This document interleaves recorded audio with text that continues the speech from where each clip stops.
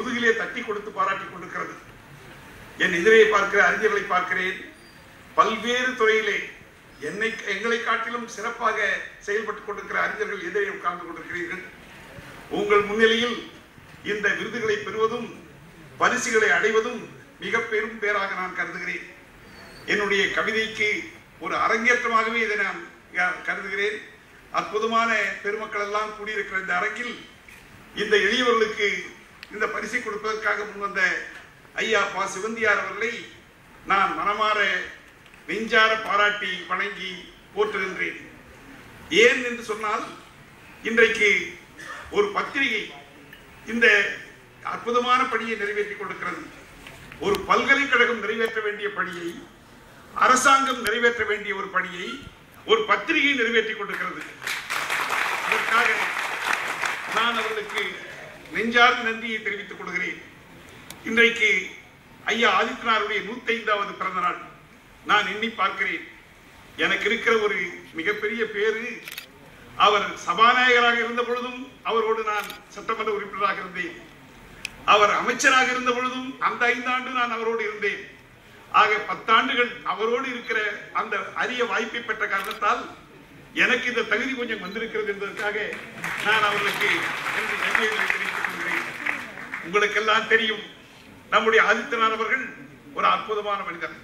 துணைவேந்தர் அவர்கள் சொன்னார்கள், வைக்கோலை ஊற வைத்து அதை கூழாக அரைத்து அதில் நாட்டு காகிதம் தயாரித்து அது உலர்கிற வரையிலே பாடுபட்டு உலர்ந்த பின்னால் அதை அச்சிட்டு அனுப்பினார் என்பது மட்டுமல்ல, அவர் மதுரையிலே அந்த தந்தி என்கிற இதழை நடத்துகிற பொழுது அவருடைய அலுவலகம் வைகையினுடைய ஒரு கரையிலே இருந்தது.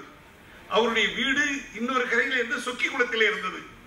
அவர் காலையிலே தன்னுடைய பணியை ஆரம்பித்தால் நாளெல்லாம் செய்து, பிறகு பகல இரவெல்லாம் செய்து, நள்ளிரவு முடிந்த பின்னால் தான் ஏறக்குறைய 24 மணி நேரத்திலே 20 மணி நேரம் அந்த பத்திரிகைக்கு உழைத்து காகிதத்தையும் தயார் செய்து அச்சிட்ட பின்னால் பிறகு அங்கிருந்து தன்னுடைய வீட்டுக்கு கொஞ்ச நேரம் போய் ஏதாவது சாப்பிட்டு விட்டு உறங்கலாம் என்று புறப்படுவாராம். நள்ளிரவை தாண்டி இருக்குமாம்.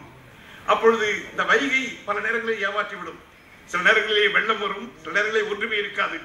இவர் சரியாகத்தான் இருக்கும் என்று வருவார். ஆனால் வெள்ளம் போய் கொண்டிருக்கும். அவருக்கு நீச்சல் தெரியும் என்கிற காரணத்தால் நீந்தி கொண்டு வீட்டுக்கு போவாராம். ஆக அப்படியெல்லாம் பாடுபட்டுத்தான் இந்த இதழை அவர்கள் வளர்த்திருக்கிறார்கள். எதற்காக நான் இவற்றையெல்லாம் சொல்கிறேன் என்று சொன்னால், அறிஞர் அண்ணா அவர்கள் சொன்னதை, கலைஞர் அவர்கள் பாராட்டியதையெல்லாம் இங்கே துணைவேந்தர் அவர்கள் குறிப்பிட்டார்கள். ஒன்றை நாம் நினைவில் வைத்துக் கொள்ள வேண்டும். நம்முடைய பெரியய்யா அவர்களுக்கு ஒரு தமிழ் உணர்வு இயற்கையிலே இருந்தது. அதனால்தான் அவர்கள் சபாநாயகராக தேர்ந்தெடுக்கப்பட்டவுடன் அண்ணா அவர்கள் சொன்னார்கள், இன்றைக்கு நினைத்து பார்க்கிறேன், 42 ஆண்டுகளுக்கு முன்னால் அண்ணா அவர்களுடைய தலைமையிலே நாங்கள் எல்லாம் சட்டமன்றத்திலே கூடிய பொழுது அவரை சட்டப்பேரவை தலைவராக தேர்ந்தெடுத்து ஒரு பக்கம் நம்முடைய கட்சி தலைவராக, ஆளுங்கட்சி தலைவராக இருந்த நாவலர் நெடுஞ்செழியன் அவர்கள் ஒரு கையை பிடிக்க, இன்னொரு பக்கம் எதிர்கட்சி தலைவராக இருந்த கருத்திருமன் அவர்கள் இன்னொரு கையை பிடித்துக் கொண்டு அவரை மாப்பிள்ளையை போல அழைத்துக் கொண்டு வந்து ஆதரத்திலே அமர வைத்தார்கள், அவருடைய சபாநாயகர் ஆதரத்திலே. பிறகு ஒவ்வொரு கட்சி தலைவர்களும் பாராட்டி பேசினார்கள். அண்ணா அவருடைய பங்கு வந்தது. அண்ணா அவர்கள் சொன்னார்கள், சபாநாயகர் ஆதித்யநாத் அவர்களே, நான் ஒன்றை உங்களுக்கு நினைவுபடுத்துகிறேன் என்று சொல்லிவிட்டு அண்ணா சொன்னார், நீங்கள் பாரிஸ்டர், பாரத்லா படித்தவர், சிங்கப்பூரிலே மிக வெற்றியோடு தொழில் செய்தவர்கள், நிரம்ப பணத்தை ஈட்டியவர்கள். ஆனால் இப்பொழுது தமிழ்நாட்டினுடைய சட்டப்பேரவை தலைவராக வந்திருக்கிறீர்கள். இனி தமிழிலேதான் எல்லாம் நடைபெற வேண்டும் என்பது உங்களுக்கு உடன்பாடு, நாங்கள் முழுமையாக ஆதரிக்கிறோம் என்று சொல்லிவிட்டு, இனி இந்த மன்றத்தினுடைய நடைமுறைகள் தமிழிலேதான் இருக்க வேண்டும் என்று சொல்லி எல்லா சொற்களையும் தமிழில் ஆக்கிக் கொள்ளுங்கள் என்று சொன்னவுடன் அவர் நம்முடைய ஆதித்யநாத் ஐயா அவர்கள் ஒரு தனி அகராதியை, சொல்லகராதியை தயாரித்தார்கள். அவர்கள் கையெழுத்து எங்களுக்கெல்லாம் அச்சிட்டு கொடுத்தார்கள். அதிலேதான் மசோதா என்பதை சட்ட முன்வடிவு என்றும், கனம் மந்திரி என்பதை மாண்புமிகு அமைச்சர் என்றும், அது மாதிரி தமிழ் சொற்களாகிய எல்லாவற்றையும் அவர்கள் அன்றைக்கு உருவாக்கினார்கள். அப்பொழுதுதான் ஒரு நாள் திடீரென்று நம்ம அந்த முறையை கேட்டு அதை திருத்துகின்ற வகையிலே கருத்திருமன் அவர்கள் எழுந்த அவையிலே சொன்னார்கள், கிடைக்கிறதெல்லாம் கிடைக்கட்டும், கிழிவை தூக்கி மணியிலே வை என்பதை போல இது என்ன தமிழிலே இப்படி என்னமோ வாயிலே நுழையாத வார்த்தையெல்லாம் இந்த சபாநாயகர் கொண்டு வந்திருக்கிறார்கள். கனம் மந்திரி என்று சொன்னால் எளிதாக இருக்கிறது, அது ஏன் மாண்புமிகு அமைச்சர் என்று சொல்ல வேண்டும்?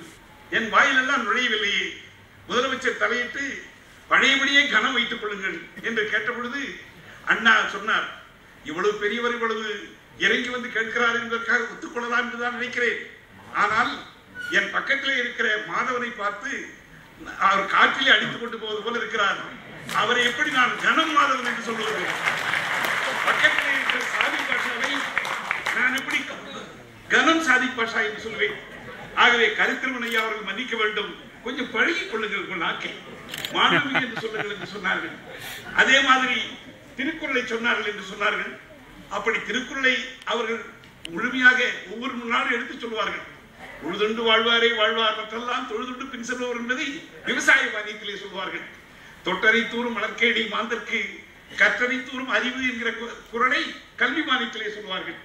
இப்படி திருக்குறளை பரப்பிய பெருமை இன்றைக்கு உண்டு.